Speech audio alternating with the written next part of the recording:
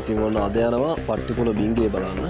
දෙයක් කියන්න තියෙනවා. අපේ කිසිම vlog එකක අපි plan කරලා අපේ shot ගන්නෙ නැහැ. අපි ඒ live එවලේ වෙන දේ රියල්ම එවලේ වෙන දේ ඒක අපිට charter දෙයක්ද අපිට අවුලක්ද අපි වැස්සකට තෙමෙනවද හැමදේම එවලේ වෙන දේ තමයි අපි record කරලා අන්තිමට edit කරලා ගන්න. මොකද චරිත නඩත්තු කර කර ඉන්න වෙලාවක් නෑ අපි දෙන්නට.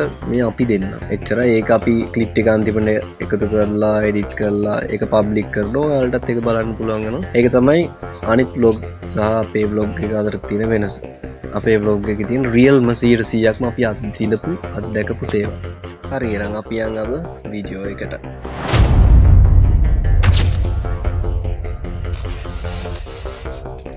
දැන් අපි කෝච්චි පාර දිගේ ගිහලා බැනුම් අහන්න. පටෙන් ගියොත් දුරයි කෝච්චි පාරෙන් ගියොත් ළඟ. කෝච්චි පාරෙන් ගිහලා බැනුම් අහන්න. අපි හරි මාස බැනුම් අහන්න. බැනුම් අහන්න එක කොටසක් තමයි බැනුම් අහන්න. බැන්නේ නැත්තම් කෑවේ නෑ වගේ. ඔව්. පාරි නම් බලුවා ස්ටේෂන් එකකින් දකුණු පැත්ත වගේ පෙනුනට රේල් පාට අවිල බලුවා වම් පැත්තේ තිබ්බේ. මොකක්ද කියන්නේ? අලි කොටි වලසුන්ට අත පිකද දාන්න. හරියේ. අර තියෙන්නේ. අපි කොහෙද යන්නේ ඉතින් අප්පා? වෙලාවට මෙතෙන්ට අවිල බලුවා. අර පැත්තට ගියා නම් මේ මල කෙලියක් වෙනවා. මේක දිගේ යන්නම් මේක.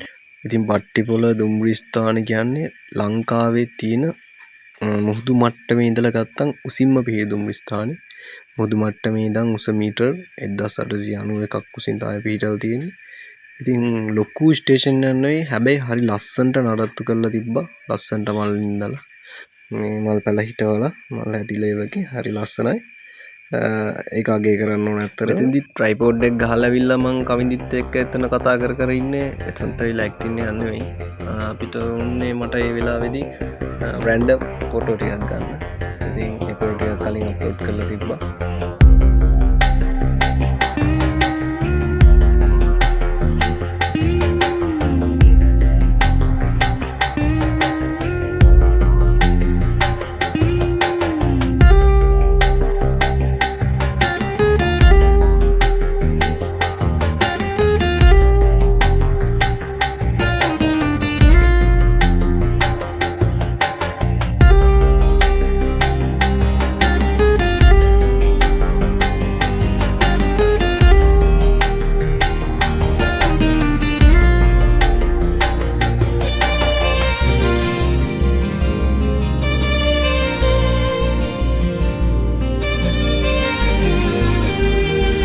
बेतहाशा दिल ने तुझको ही चाहा है.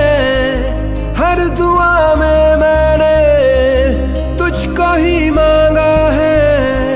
तेरा जाना जैसे कोई बद्दुआ, तेरा जाना जैसे कोई बद्दुआ. दूर जाओगे जो तुम मर जाएंगे हम. सनम तेरी कसम ओ सनम तेरी कसम ओ सनम तेरी कसम. तुम्हें देखते ही आंखें हो जाती नम. सनम तेरी कसम ओ सनम तेरी कसम ओ सनम तेरी कसम.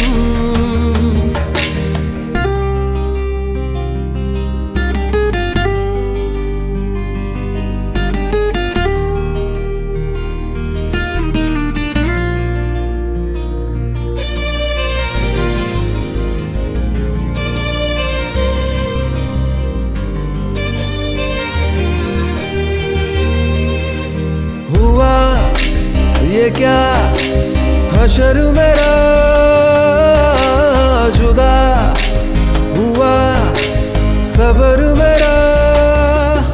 मैं तेरे बिन एक लम्हा क्यों कभी ना जिया.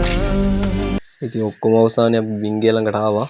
ඇත්තට මේක මාරම කරුවල ඇතුළ යන්න මාර වඳුරුයි. කිසිම එළියක් වැටෙන්නේ නැහැ ඉතින් පැත්තකින්. ඉතින් අපි ගියා ටික දුරක් ඇතුළට. හැබැයි ඉතින් කෝච් එකක් ආවොත් අයින් වෙන්න තියෙන චූටි ඉඩයි. ඒ නිසා ටිකක් අවදාන බිංගේ ඇතුළෙන් යන එක නම්.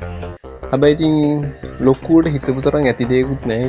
කූවට හිතාගෙන ගියාට මහ ලොකු දෙයක් තිබ්බේ නැහැ ඉතින්. එතන ටිකක් වෙලා බලාගෙන ඉඳලා ආවා. ඉතින් හැබැයි පුදුම හිතෙනවා. මොකද මේකේ වැඩ අවුරුදු 30ක් කරලා තියෙනවා එක දිගට. ඉතින් ලොකු ගලක් හාරලා කියන්නේ කන්ද මැදින් හාරලා තමයි හැපැත්තට අරගෙන තියෙන්නේ. බින්ගේ ඇතුළ බයික් පාටම හදුවලා ඉස්සරහට. වැඩි දුරකට යන්න බෑ කෝච්චියක් ආවොත් අවුල්. ඒක අපි දැන් ආයෙත් යනවා. ඉතින් මේ ඒ වැඩේ නම් පුදුමයි. ඉතින් ඒකත් එක්ක ඉතින් ඔන්න අපේ බින්ගේ බලන්න ගිහුව ගමන